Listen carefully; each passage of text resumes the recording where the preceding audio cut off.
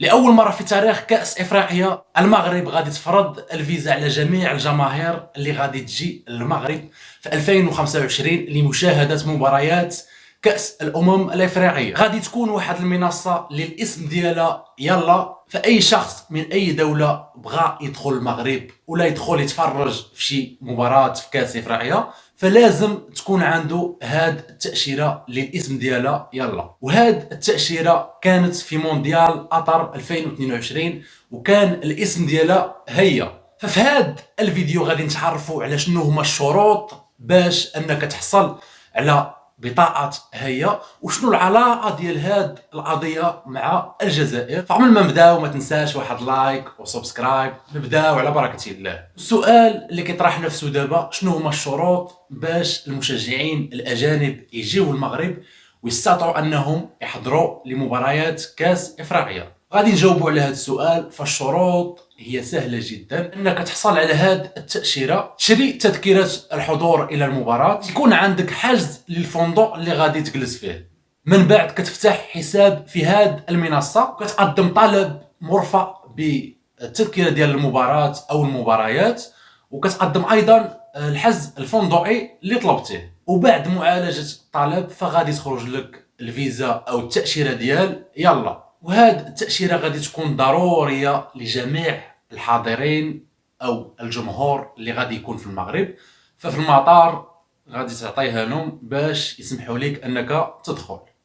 فهاد الموضوع هضروا عليه بزاف ديال الصحف، ودابا غادي نشوفوا اهم المميزات ديال تطبيق او منصه يلا. فهاد التطبيق ماشي غادي يقتصر على فقط انك تدخل المغرب، ولكن غادي تكون عنده بزاف ديال المميزات فغادي نتعرفوا عليهم. المهم هاد التطبيق غادي يضمن لك معلومات غادي يحتاجوها المسافرين بشكل عام، مثل المطاعم والاماكن السياحيه.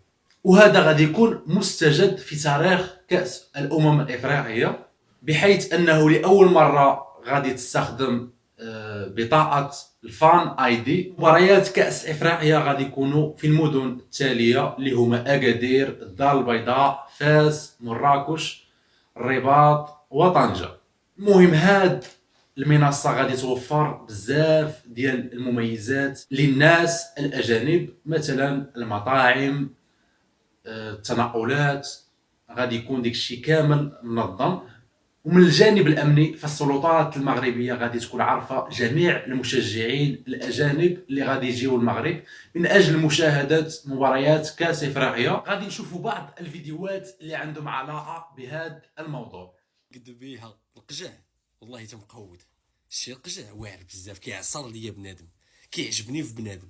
يلا ها الفيزا، ها الفيزا. الجزائر بغيتو تجيو تفرجوا في كاس افريقيا وتشجعوا بلادكم وتشجعوا المنتخب ديالكم، مرحبا بكم.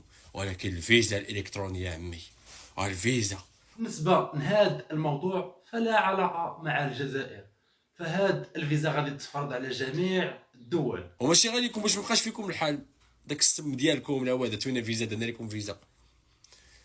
كاع المنتخبات مشاركين في كاس افريقيا يجيو للمغرب باش يشجعوا المنتخبات ديالهم، خصهم فيزا الكترونيه.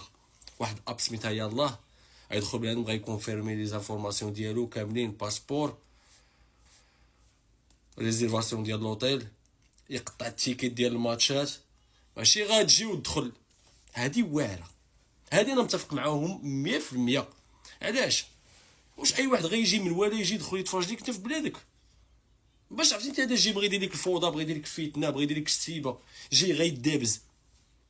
ولا غيجي للمغرب وغيشجع المنتخب ديالو اللي عنده بخير، اللي جاي باغي يشجع، عنده فين يسكن وعنده لوطيل وعنده ما ياكل.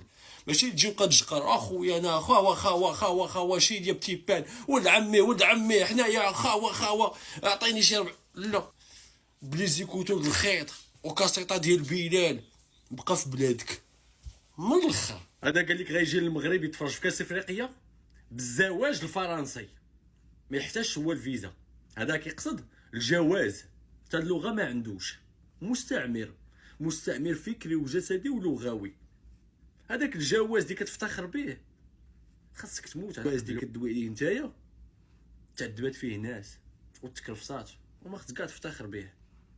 ولكن كتقصد زواج غتكون مرايا الراجل يا خو مرا عطاتك داك الباسبور اصاحبي وهي تسنى تدخلك للمغرب. المغرب اللي بغى يجي يتفرج الفيزا ريض عند العرب كاملين حتى واحد ما يبقى خاطرو. اليوم راه خرجت الجديد ديال عمي لقجع قال لك اللي يتفرج لي ماتش غادي يكونوا عنده لي فيش دوبي ويكون خدام ريزيرفي لوطيل يا خويا 3 ايام ريزيرفي 3 ايام 4 ايام ريزيرفي 4 ايام ما فيهاش. الا ما كنتش خدام ما فيهاش. غادي تريح في دارك وتكحل في التلفازه في دارك وهبل وتجنن ومرض دبر روحك. الفيزا لا كوبا افريك غادي يكون فيها الفيزا. خصك تكون خدام عندك لي فيش دوبي تخلص مليح. خاصك تخلص تكون تمشي مليح. ريزيرفي لوطيل 10 ايام تريزيرفي 10 ايام ماشي غير تجي وتبقى تدور تمايا وديرها كلها كنتي وانت وزير اللي تكتك غادي تكون فيها الفيزا باش غادي تدخل المغرب تفرج الماتشات. الفيزا كما كتشوفوا في الملعب راه قريب يكمل. بداو كيركبوا لواحد الصفائح. هاد الصفائح كتشبه الملاعب ديال قطر كما كتشوف.